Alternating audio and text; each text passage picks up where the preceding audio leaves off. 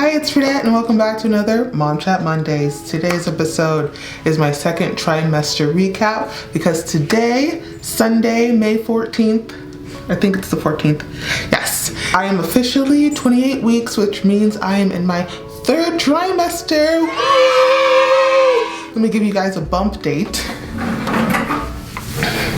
This is the bump so far. Let me step back. Bump, bump, bump, bump, bump, bump.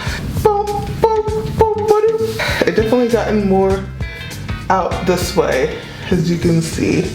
It is also Mother's Day, so happy Mother's Day to all you mothers out there, all you mother figures, everyone who just has motherhood on their hearts. This day is to celebrate you and everything that you do. Yeah, I hope it was a great day for you guys. So let's get into the video. My second trimester was a breeze. Right after I turned 12 or 13 weeks, all of the nausea and all of the first trimester hiccups and stuff went away, and I had like the most easy breezy, beautiful second trimester. The only symptoms I really had were I started to get more headaches, more migraines. I've always been a victim of migraines ever since I was 6 years old, but during pregnancy they become a little bit more intense. And I also try not to take so much Tylenol because before pregnancy I would like take Tylenol like Tik Toks. If I would feel it coming on, I just already knew what it was gonna be. So I was like, okay, let me just get this Tylenol in my system.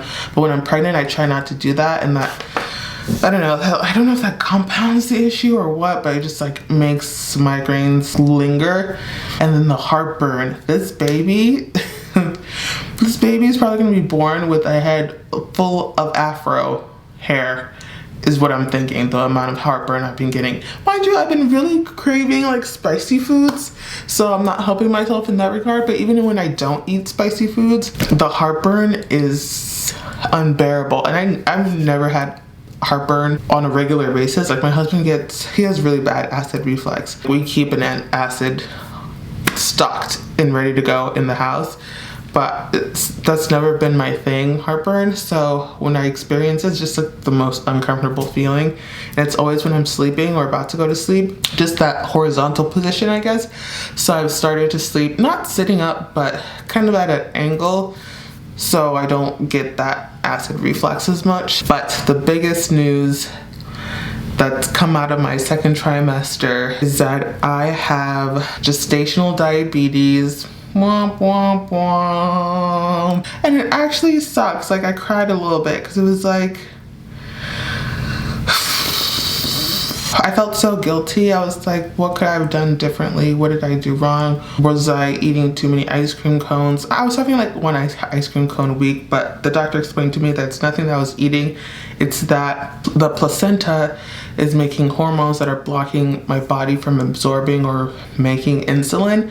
So there's just a bunch of glucose in my blood. So I have high blood sugar. They put me on this new diet plan to limit my carbs and then to eat more often. I'm supposed to eat 3 meals a day and have 3 snacks. I'll have to eat within 2 to 3 hours each meal, and I can't have longer than a 10-hour window between my last meal of the night and my first meal in the morning.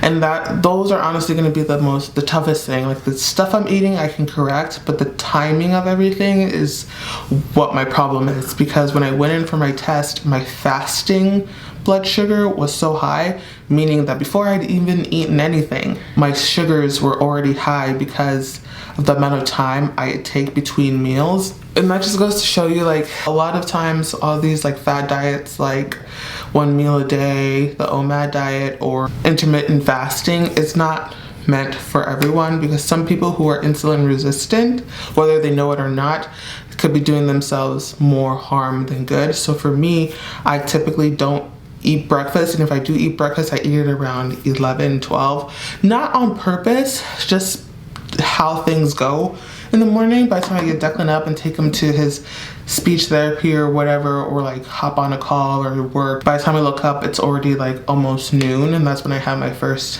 meal. And my doctor was saying that was like the worst thing I could do, because your body makes its own blood sugar even if you eat nothing, and your body uses that as energy. So when you don't eat, your body is really smart and it kicks in and turns on its stored energy source, which is the glucose. So it starts producing glucose that it stored for you previously, and that's what makes your blood sugar high, because your blood, it's re-entering into your bloodstream. I don't even know if I'm explaining this right, but anyway, so that's how you get high blood sugar before you even eat anything. So my doctor was saying, when I wake up, I have to eat something right away, and what I eat has to be high in protein, high in fat, minimal carbs, like 15 grams of carbs, and then test my blood sugar an hour after that, wait 2 or 3 hours, eat again, test my blood sugar after that, wait 2 or 3 hours, eat again, so on and so forth. It's just gonna be a lot for the next 3 months, because I have to be conscious about what I'm putting in my body and when I'm putting it in my body, where I've never had to think of that before. It's a little daunting. It's been maybe 3 days since I started testing, and I've gotten like mixed results. Like some days were good, some days were horrible. I realized that overnight, like my body does nothing with my glucose. So my last test of the night and my first test of the morning are usually super high. So my doctor also prescribed me insulin injections. I finally picked up the insulin shots this morning because we were on a little trip and we just came back, so I was able to pick it up.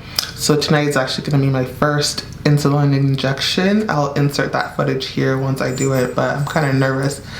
I don't love needles, but the needle isn't that long. It's like maybe this short.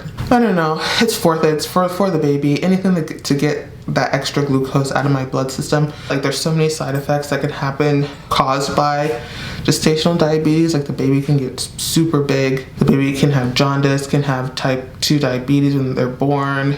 So many things that could go wrong, and I just don't want to be the reason why my baby isn't born to the optimal health that it could be. Maybe I had gestational diabetes with my first pregnancy with Declan, and I just was misdiagnosed, which I wouldn't be shocked about, because if you've seen my video about Declan's birth journey, you know that my doctors were some shit, so they probably didn't catch it. I remember getting tested only because I'd asked to get tested. My doctor forgot that it was part of like the second trimester testing, and I had to remind her, and then she scheduled it. Anyway, go watch that video. You'll understand what I'm talking about. My son was born 3 weeks early. He was 9 pounds, 10 ounces at 3 weeks early. He had jaundice, and a lot of the symptoms of gestational diabetes are those things, like premature, not that he was premature, but like early birth, a big baby, jaundice. It just makes me wonder if I just wasn't diagnosed last time. I wouldn't be surprised, honestly. So yeah, that's where I am right now. I don't know, it's a lot to take on. And what's funny about this whole thing, I don't know if it's funny, but is it ironic? I don't know. Literally my last post on Instagram, you can go and see, was me saying how great this pregnancy was going, how smooth, there was no incidents, and everything was going great. Bigging up how uneventful this pregnancy was and how I was so happy about that. Only to be diagnosed with gestational diabetes. Like, what is with the universe? But no, everything happens for a reason, so I'm gonna try to find the silver lining in this. If nothing else, it's just showing me how to structure my diet in a way that works for me and my body type. It is sad though, because I can't do my ice cream cones. Well, the dietitian said I can still do ice cream as long as I cut the portion size to have max 15 grams of carbs and pair it with a protein. She said I can only eat carbs if I pair it with a protein and or vegetable. So if I put peanut butter on the ice cream or another protein with it, I can eat it like that. But I'm like, I'd rather not even risk it. And plus I eat so many carbs during the day, I realized that like I can't even squeeze in an ice cream in my diet. Like it's too much. Not the highest end to a great second trimester, but you know, it's humbling. I'm gonna get it under control. Third trimester is gonna go great. This baby's gonna be born full term, no issues. Putting it in the universe, I believe it. But I'm just happy my doctors are taking good care of me this time. I have my glucose test readings.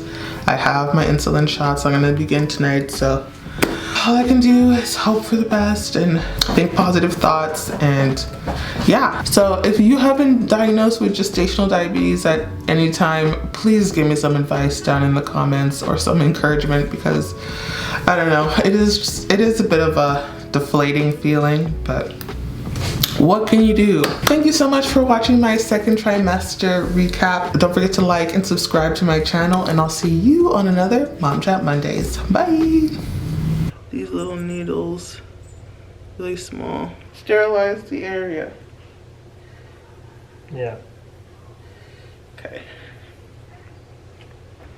Okay. So you said 90-degree angle. Yeah, like straight. Okay.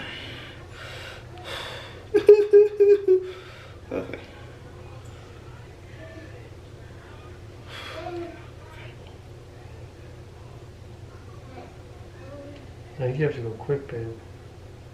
You